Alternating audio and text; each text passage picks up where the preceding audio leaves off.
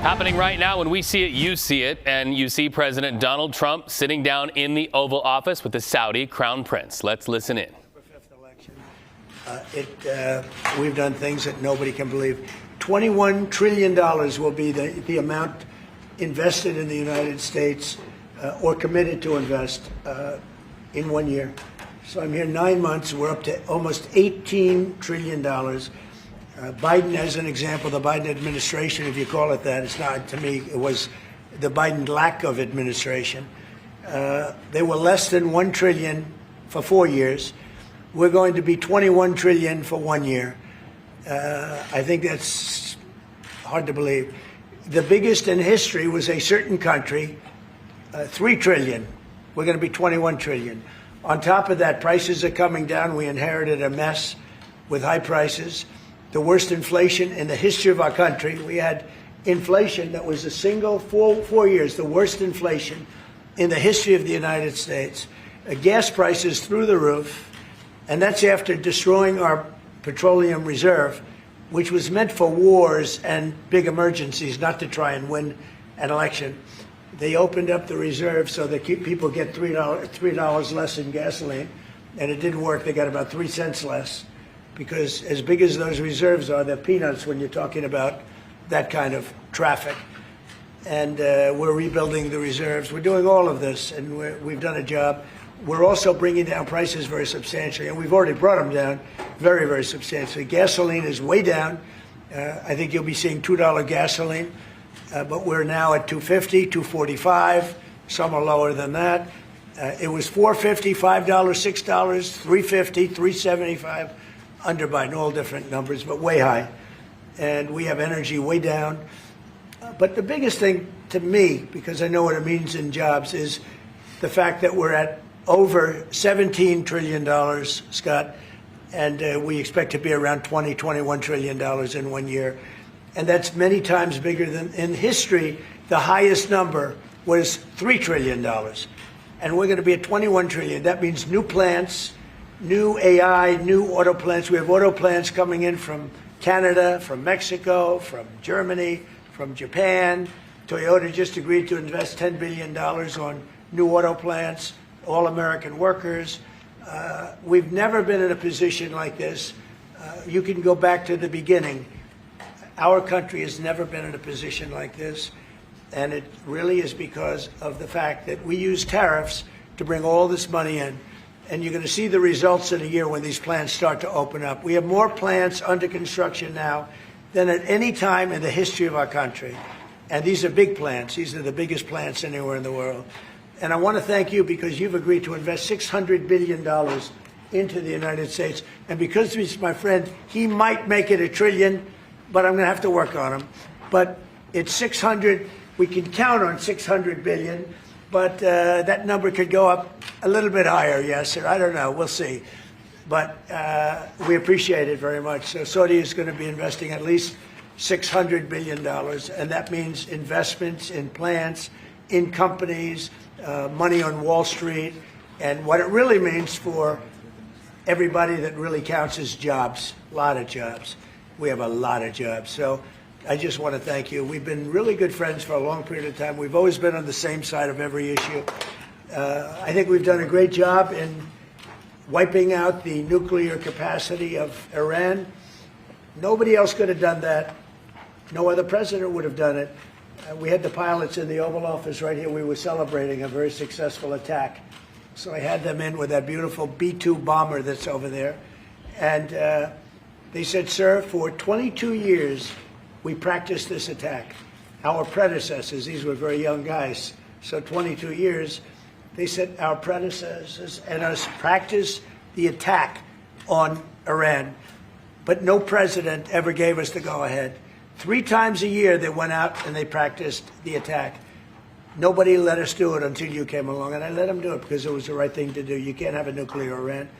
And so we put you in a very good position. But I just want to say it's an honor to be your friend, and it's an honor that you're here. And if you'd like to say a few words, but thank you very much. Well, thank you, Mr. President.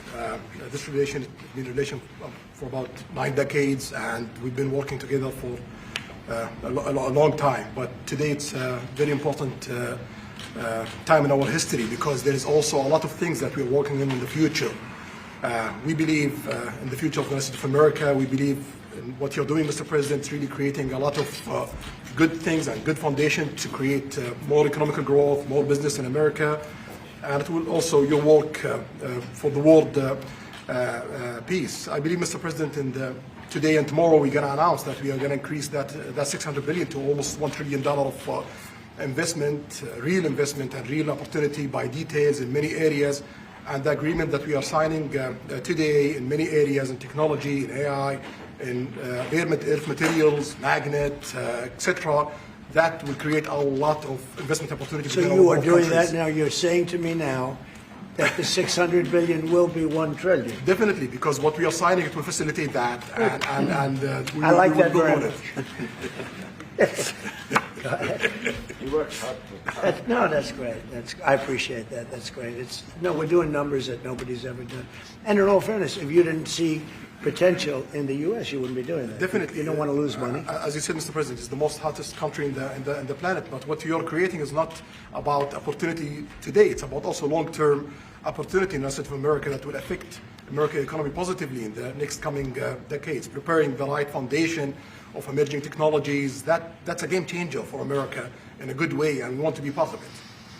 Yeah, we're doing really well. And this, you don't see what we're doing so much because we have, although the construction industry sees it.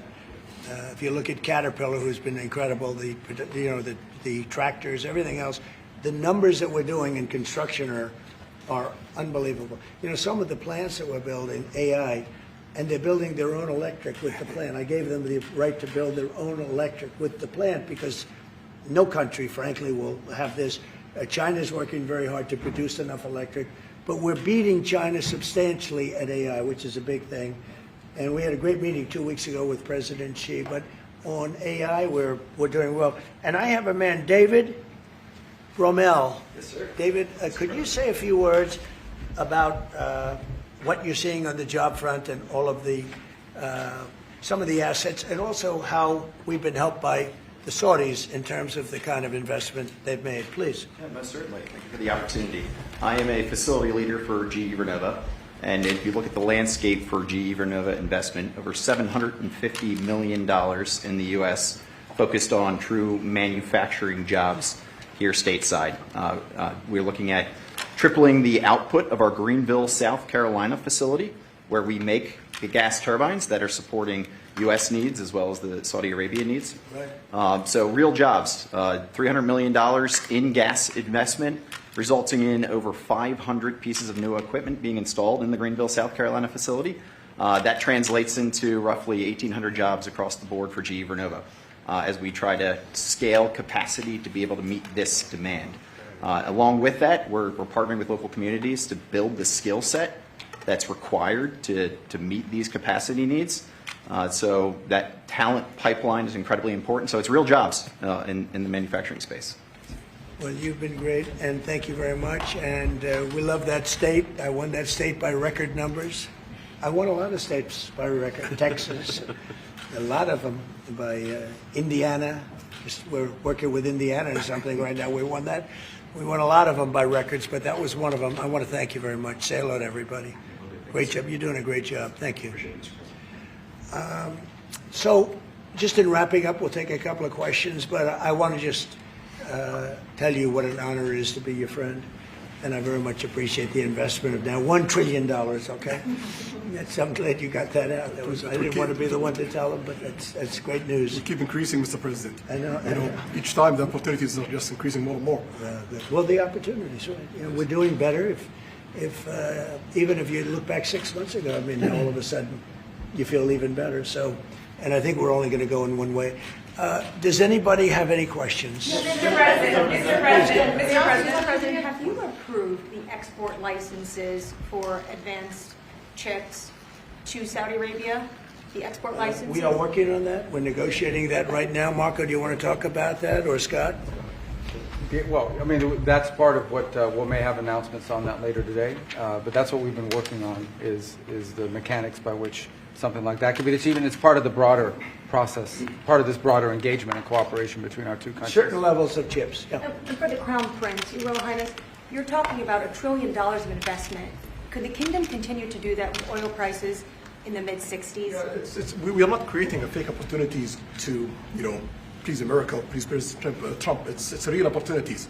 For example, when you ask about the AI and the chips, Saudi Arabia have a huge demand a huge need of computing power, and we're going to spend in the short term around $50 billion by consuming those semiconductors for our needs in Saudi Arabia. And with the agreement that we're going to have with North America, that will allow us to focus that consuming power in the short term by $50 billion from North America, and long term with hundreds of billions of dollars in the long term. So there's a lot of real opportunities that fit to our need in Saudi Arabia and fit to our investment strategy. Mr. President, is it appropriate, Mr. President, for your family to be doing business in Saudi Arabia while you're president? Is that a conflict of interest? And Your Royal Highness, the U.S. intelligence concluded that you orchestrated the brutal murder of a journalist. 9/11 families are furious that you are here in the Oval Office. Why should Americans trust you? And the same to you, Mr. President. Now, who are you with? I'm with ABC News, sir. You're with who? ABC News, sir. Fake news, ABC fake news, one of the But the worst, question is one of the legitimate, worst sir. in the business. But I'll answer your question. I have nothing to do with the family business. I have left, and when I've devoted 100% of my energy. What my family does is fine. They do business all over. They've done very little with Saudi Arabia, actually. I'm sure they could do a lot. And anything they've done has been very good. That's what we've done. We've built a tremendous business for a long time. I've been very successful. I decided to leave that success behind and make America very successful. And I've made America more successful by far than it ever was, and that it ever could have been, no matter who was president. There would be nobody bringing in $21 trillion, that I can tell you right now. As far as this gentleman is concerned, he's done a phenomenal job. You're mentioning somebody that was extremely controversial. A lot of people didn't like that gentleman that you're talking about. Whether you like him or didn't like him, things happen. But he knew nothing about it, and we can leave it at that. You don't have to embarrass our guest by asking a question like that. Since you asked, Mr. President, Please, if you allow me to answer. I feel painful about families of 9/11 in America, but we have to focus on reality. Reality based on CIA documents and based on a lot of documents that Osama bin Laden used Saudi people in that event for one main purpose, is to destroy this relation, to destroy the American-Saudi relation. That's the purpose of 9/11. So whoever buying that means they are helping Osama bin Laden's purpose of destroying this relation. He knows that strong relation between America and Saudi Arabia, it's bad for extremism, it's bad for terrorism. And we have to approve him wrong and to build our relation, continue developing our relation. It's critical in the safety of the world. It's critical against extremism and terrorism. About the journalists, it's really painful to hear, anyone that been losing his life for, no real purpose or not in a legal way. And it's been painful for us in Saudi Arabia. We've did all the right steps of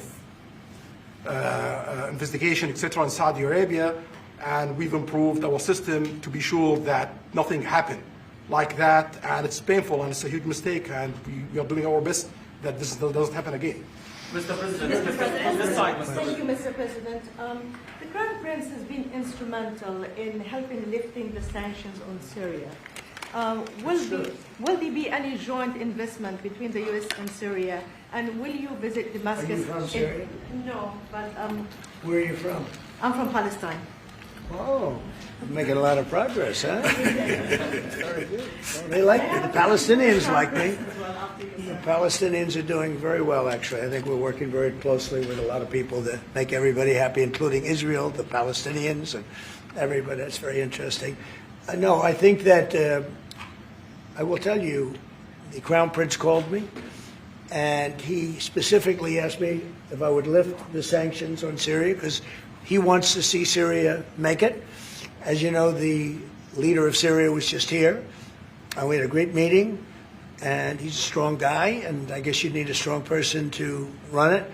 And I think Syria's made tremendous progress. And we did lift the sanctions at the request of the Crown Prince. Also, the president of Turkey, Erdogan, called me specifically. He said, if you don't lift the sanctions, Syria doesn't have a chance. If you do, they have a very good chance. And between the two of them and some others, I lifted the sanctions. And the results so far have been pretty good. President, can I ask you a question about the F-35s that are being sold to Saudi Arabia? Are these the same ones that are being used by the Israeli military? And if so, how does that allow for the qualitative military edge for Israel? And then I want to ask you, because you brought up the plight of the Palestinians, are you aware of relocation flights to South Africa that are taking place right now? Which flights? There are relocation flights that are taking place. Some Palestinians are being charged up to $2,000 I'm not a going to seat. South Africa for the G20 because I think their policies on the extermination of people are unacceptable. So I'm not going. So I won't refer to anything having to do with South Africa. South Africa has behaved extremely badly. But I will say that when you look at the F-35 and you're asking me, is it the same? I think it's going to be pretty similar, yeah. You know, How will that this affect- is a great ally, and Israel's a great ally. And I know they'd like you to get planes of reduced caliber. I don't think that makes you too happy. They've been a great ally. Israel's been a great ally. And we're looking at that exactly right now. But as far as I'm concerned, I think they are both at a level where they should get top of the line. Yes, please. Can I just quickly ask for the Crown Prince, if I could just ask about reached an the agreement direct on a talks defense- between It's U.S. all right. Steve, 1 second. Go ahead. Have you reached an agreement on a U.S.-Saudi defense treaty today? And are you going to bring up the Abraham Accords in your discussion? I already brought them up. What did you say? I think I got a positive response. Would you like to respond? Yeah, so put you on the spot. yeah, so definitely we believe having a good relation with all Middle Eastern countries is a good thing, and we want to be part of the Ibrahim Accord, but we want also to be sure that we secure a clear path of two-state solution. And today we have a healthy discussion with Mr. President that we're going to work on that to be sure that we can prepare the right situation as soon as possible to have that. I think we're, you know, I don't want to use the word commitment, but we've had a very good talk on the Abraham Accords. We talked about one state, two state. You know, we talked about a lot of things in a short period of time. We'll be discussing it further, too. But I think you have a very good feeling toward the Abraham Accords. Yes, definitely, Mr. President. We want peace for the Israelis. We want peace for the Palestinians. We want them to coexist peacefully in the region, and we will do our best to reach that day. And the defense agreement, have you reached agreement on that? We pretty much have. Mr. President, Question for the Crown Prince, if I could just finish. We have reached agreement on that. Okay. I wanted to ask you about the direct talks between the United States and Iran. Have you been fully briefed on that, and are you concerned at all about how this might impact Saudi security interests? Well, we are close ally. We'll be working closely together on that issue, and we will do our best to help to reach a deal between the United States of America and Iran. And we believe it's good for Iran's future to have a good deal that will satisfy the region and the world and the United States of America. So we will do our best to see that day happen. And by the way, Iran does want to make a deal. I can say I think they very badly want to make a deal. I am totally open to it, and we're talking to them, and we start a process. But it would be a nice thing to have a deal with Iran, and we could have done it before the war, but that didn't work out. And something will happen there, I think. But they would very much like, I mean, they may say something else, but they would very much like to have a deal. Do we Mr. have a President, timeline? announced Yeah. that you are going to sell 35 F-35 Say jets. it.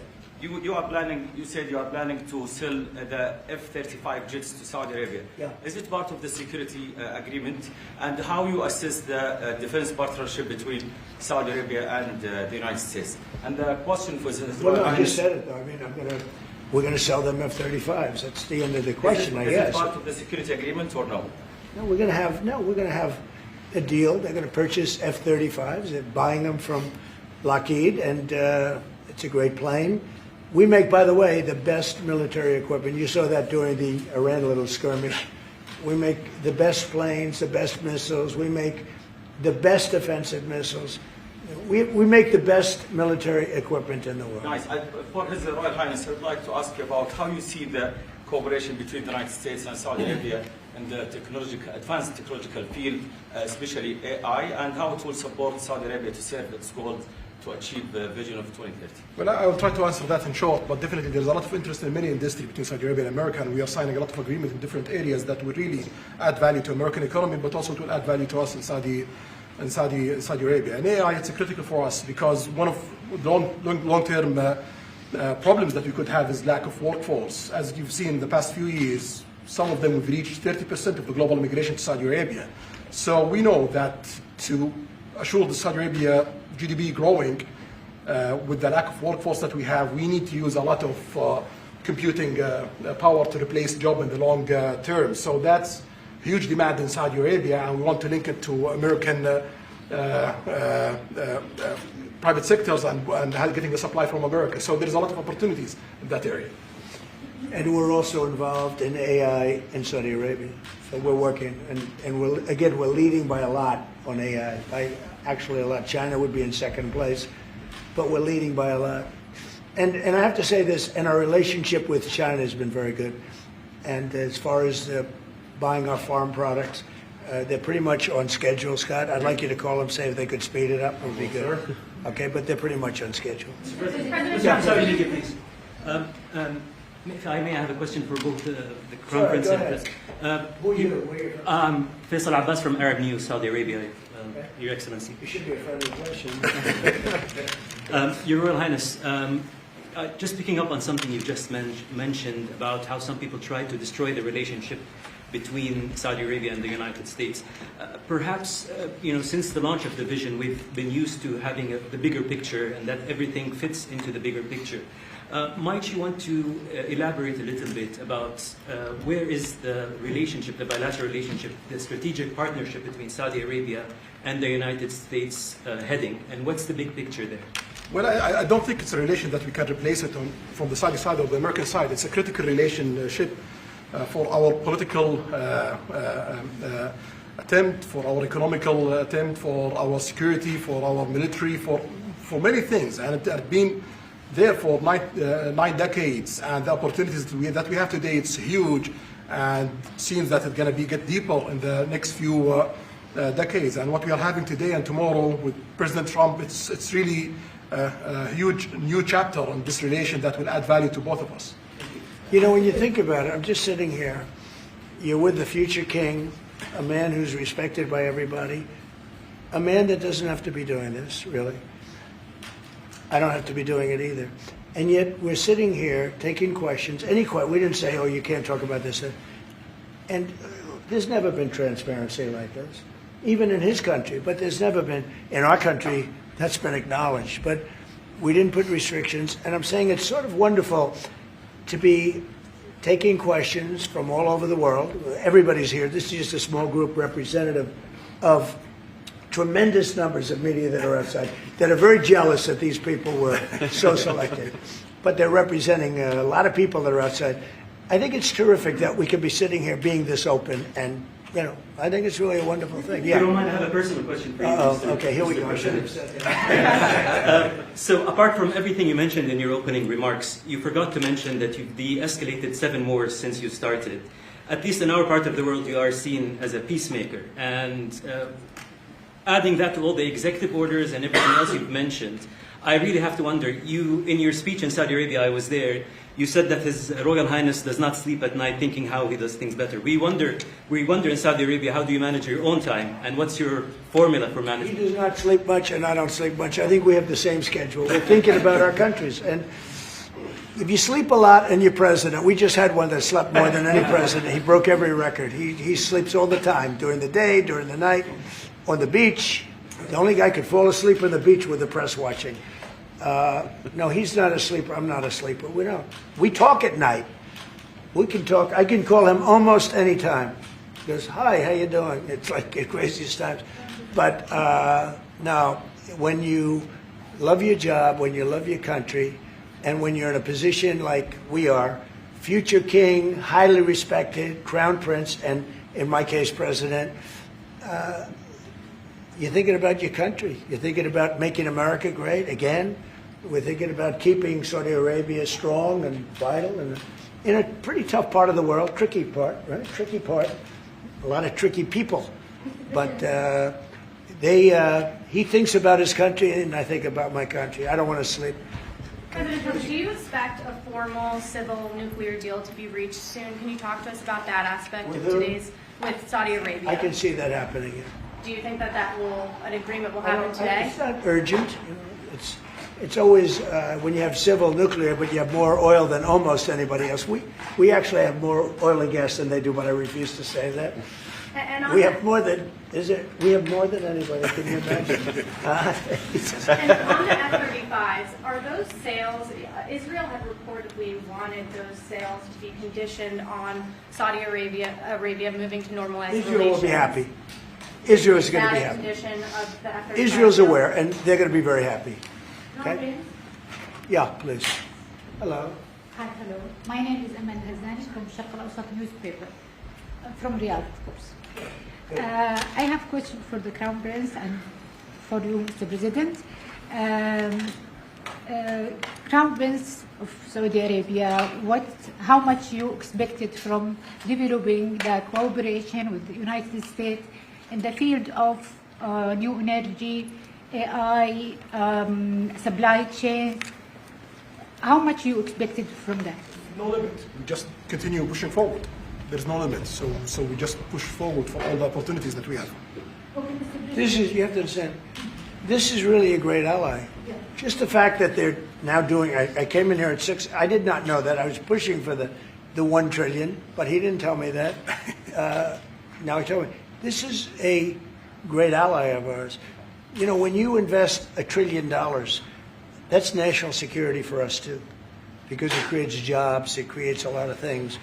And I would say, Scott, right, when you hear one country is putting $1 trillion into the United States, that creates national security. And, you know, I think that they don't have to say that, but I think a big part of that is also the fact that tariffs are in play.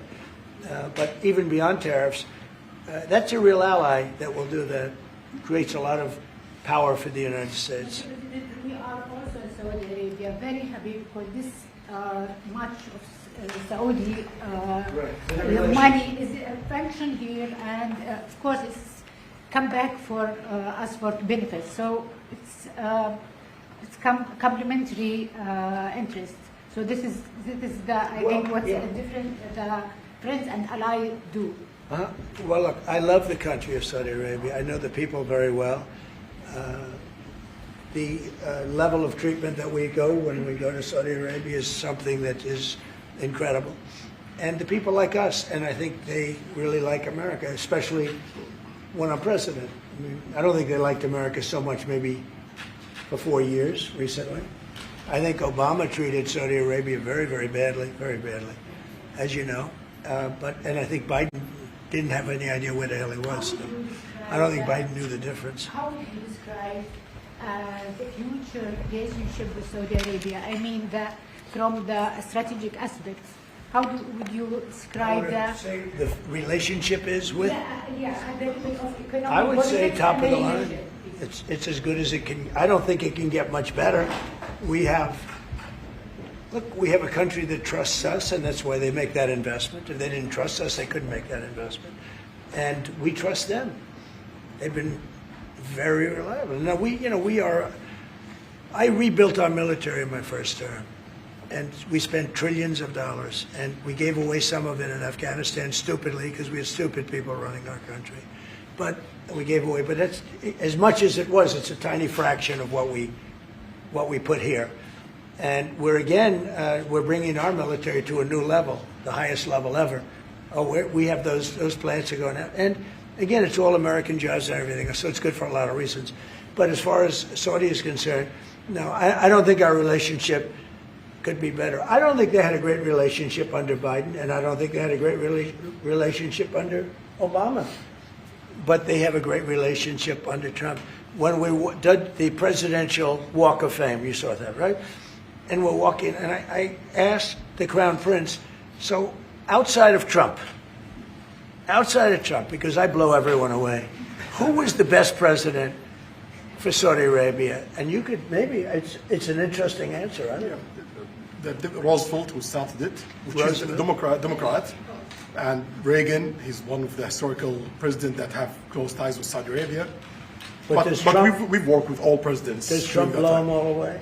No, it's another league, Mr. President. Mr. President, And Trump doesn't give a fist pump. Yeah, I grabbed that hand. I don't give a hell where that hand's been. I grabbed that hand. Remember Biden?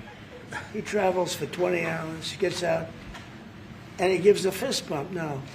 When you get out of the plane and you got the future king and the man who's one of the most respected people in the world, you shake his hand. You don't give him a fist bump, right? We don't want to ask you about that, but I can't imagine you were thrilled. You were like a little bit surprised. He's a fantastic guy. You don't do that. Yeah, please. We're getting closer to the end of the year. Have you started the interviews for the Fed chair? Yes. Who have you interviewed? I think I already know my choice. Who is it? Well, I liked him, but he's not going to take the job. He refused. You like Treasury better, right? Much better, sir. So we are talking to various people. And frankly, I'd love to get the guy currently in there out right now. But people are holding me back. He's done a terrible job, hurting housing a little bit. The truth is, we've been so successful, we've blown past his interest rate stupidity. He's been wrong. That's why I call him too late. He's too late. Jerome Too Late Powell. He was recommended to me by a guy that made a bad choice. And it's too bad. But despite that, it's having very little impact because we have all of these things happening. But it has an impact on housing to a certain extent. He's a fool. He's a stupid man. But we have some very good people. Yes, sir. You'll be sitting down with them in the near future. And we have some surprising names, and we have some standard names that everybody's talking about.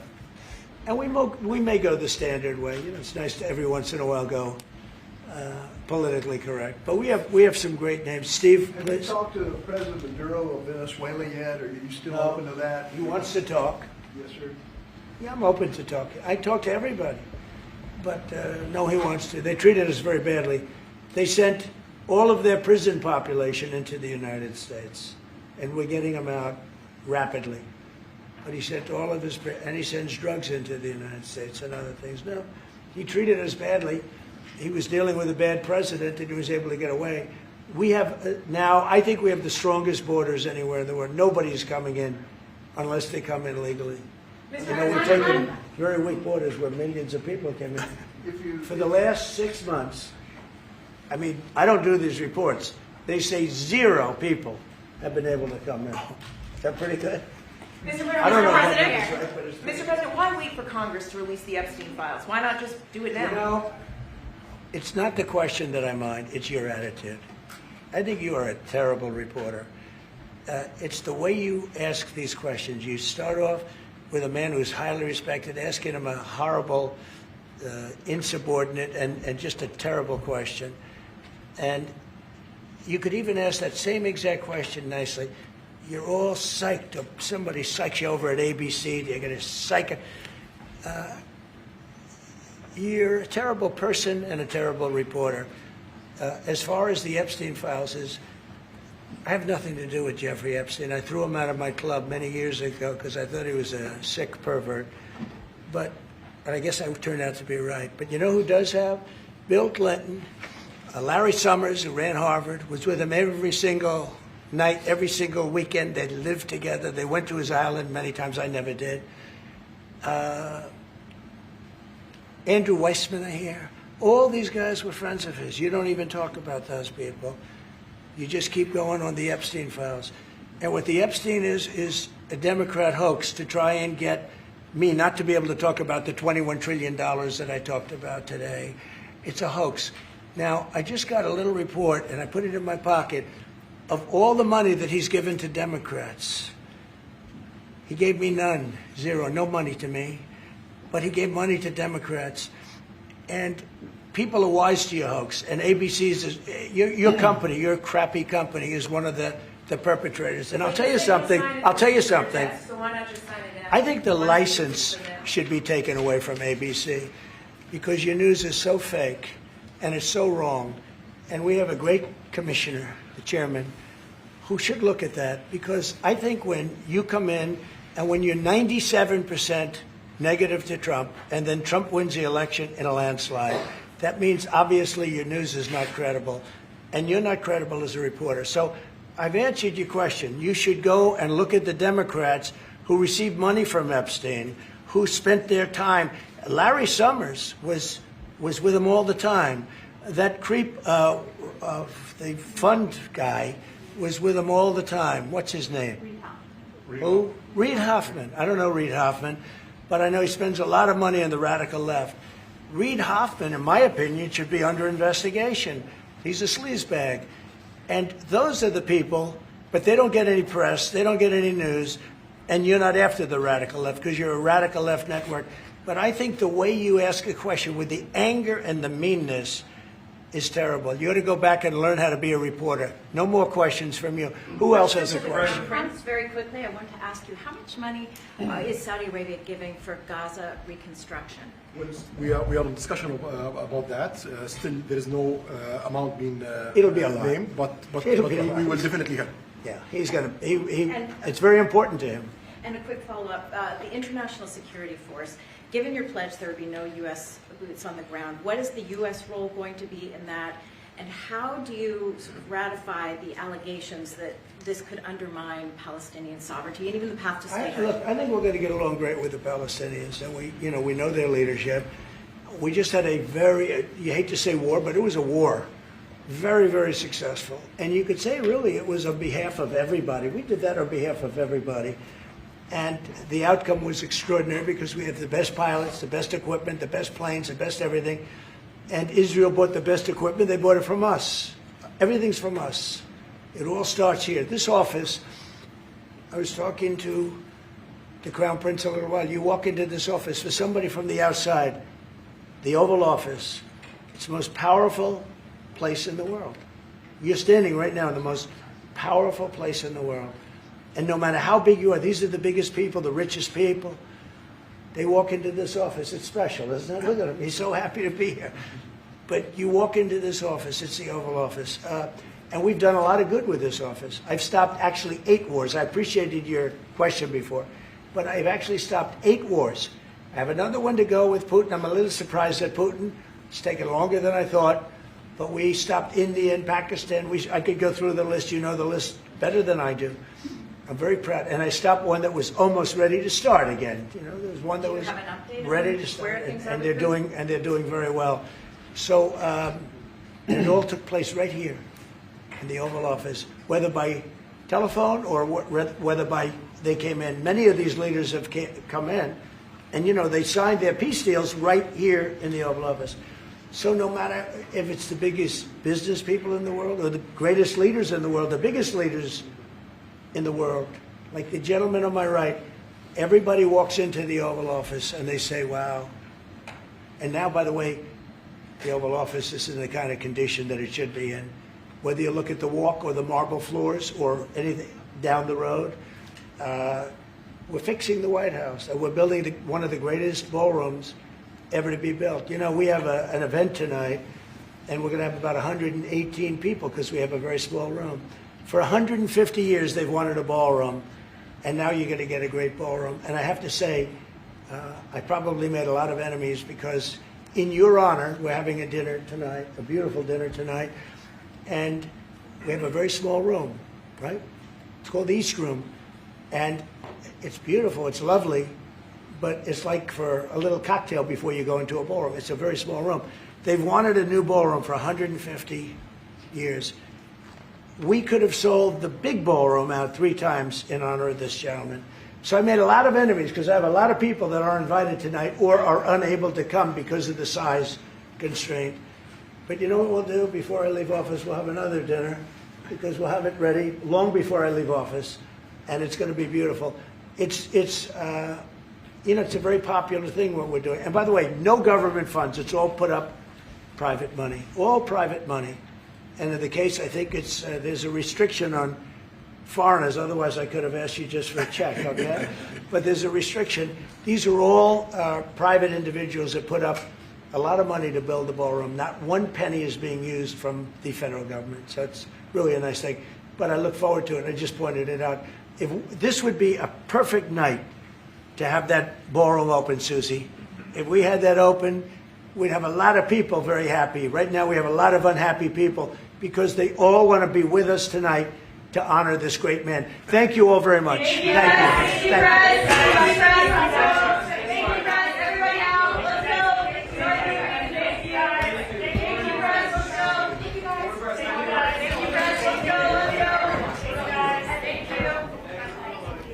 CBS News 24/7 with our cameras and crews inside the Oval Office as President Donald Trump has a sit-down meeting with the Saudi Crown Prince. And what was a pretty fiery exchange there. Lots of headlines developing. So, watching it from our nation's capital live to CBS News senior White House correspondent Weijia Jiang. So, top takeaways from your vantage point there, Weijia. Reed, this was a remarkable meeting. The first time that the Crown Prince is visiting the U.S. in this capacity in 7 years. And that is because 7 years ago, the CIA concluded that he was personally the one to order the killing of journalists from the Washington Post, Jamal Khashoggi. And it was quite remarkable to watch a reporter ask the president and MBS about that in the Oval Office. And the president actually, I want to play for you what he had to say. Listen.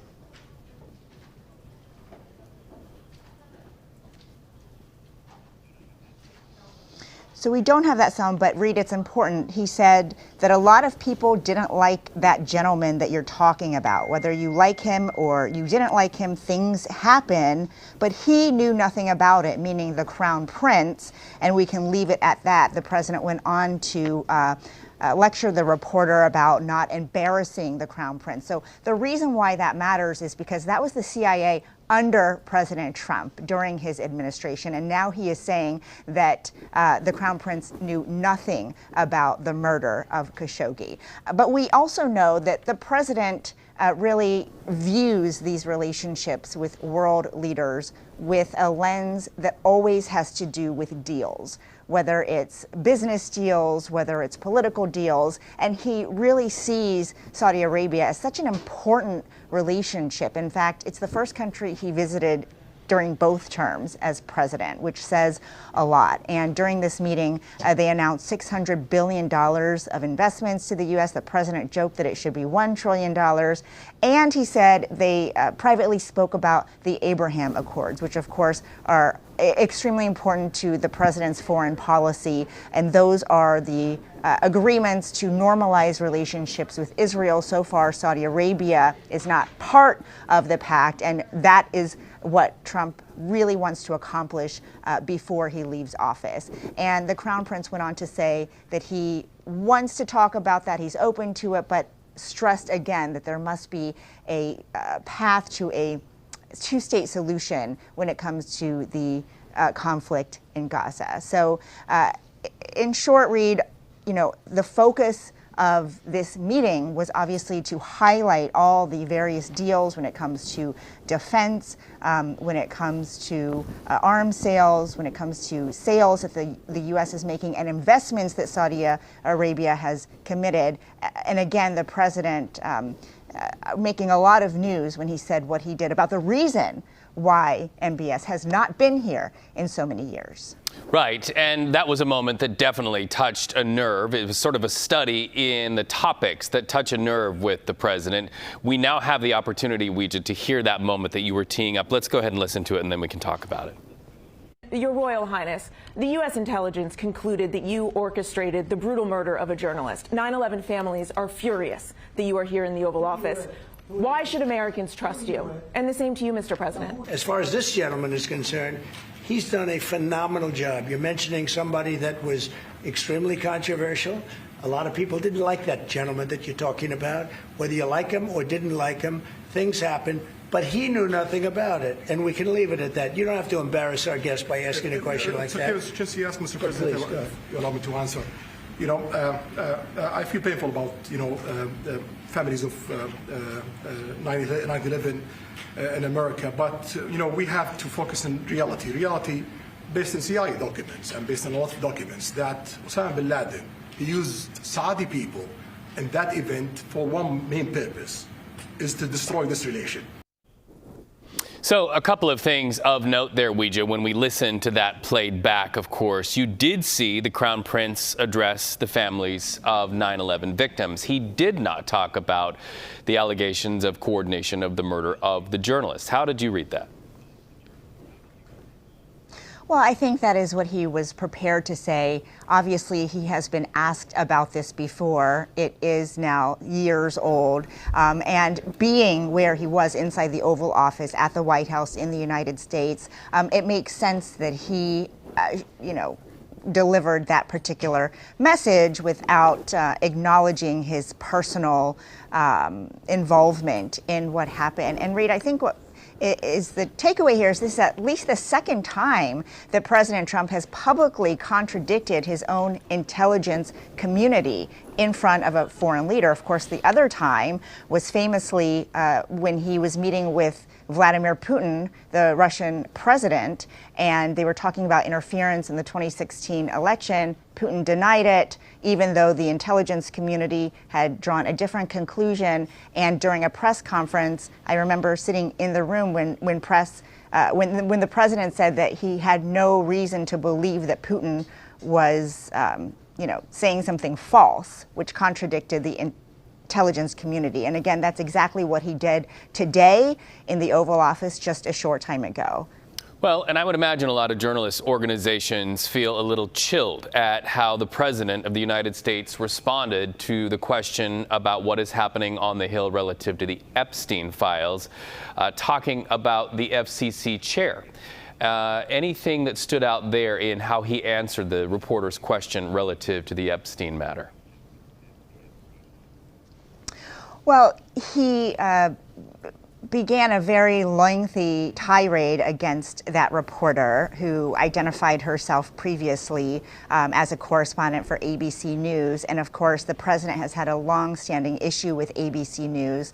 And because he apparently did not like this reporter's questions, he did make that link that you're talking about and brought up the licensing with regard to the FCC and networks, which are typically completely separated and obviously meant to be bipartisan without interference from politics. And so that may be viewed as a message to the chairman of the FCC, Brendan Carr, who has been outspoken about licenses before. I mean, they just went through an episode after Jimmy Kimmel made remarks, and the FCC chair, Carr, suggested that perhaps the license should be reviewed. And so, to your point, we have seen the president display his anger in different ways. This is not new. He has threatened this before. But it does get back to the point of how much he doesn't want to be talking about the Jeffrey Epstein files. The reason why he was triggered was because she asked, why don't you just direct the Department of Justice to release the files? Why are you waiting for Congress to vote and go through this process when you could easily call up Pam Bondi and ask her to make all of the files and communications public? And so you heard there the president once again defending himself, saying he had nothing to do with it, and putting the burden back on Democrats, who he said didn't do as much as he has done for Epstein victims, and demanding that they do more when it comes to investigating those prominent Democrats that he's been talking about, Reed, all week.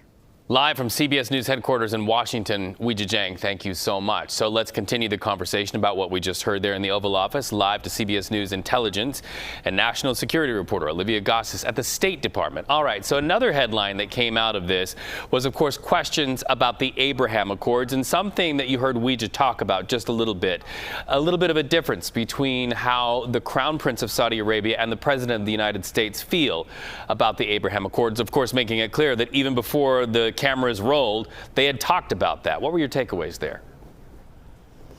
Absolutely, Reed. And we know that the Abraham Accords is sort of the biggest area that President Trump would like to see progress. He has been pushing for it on multiple fronts from the get-go and really wanted it as a deliverable out of this trip, which was unlikely also from the get-go, just given where things stand.